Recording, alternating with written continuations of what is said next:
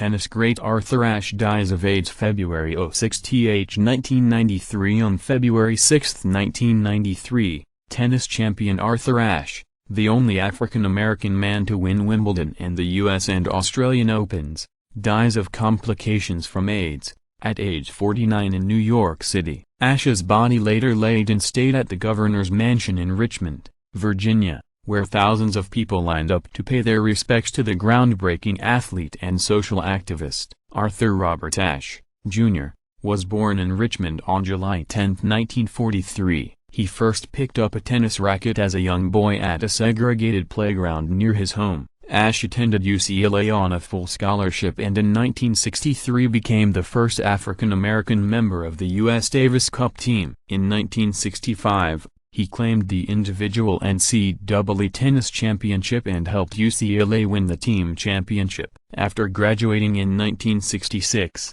Ashe served in the U.S. Army for 2 years. In 1968, while still an amateur player, he won the U.S. Open and became the first black man to win a Grand Slam event. 2 years later, in 1970, Ashe won the Australian Open. In 1972, he was a co-founder of the Association of Tennis Professionals, the union for male players, and later served as its president. 3 years later, he beat heavily favored Jimmy Connors to win the singles title at Wimbledon. Ashe also competed on the Davis Cup team for 10 years, winning 3 championships. His prize money and endorsements made him the first African-American millionaire in his sport. In 1980, though, hard problems forced Ashe to retire from tennis. He was inducted into the International Tennis Hall of Fame in 1985. Off the court, Ashe was known for his commitment to charitable causes and humanitarian work. He established tennis programs for inner-city children and campaigned against apartheid in South Africa. Following his retirement,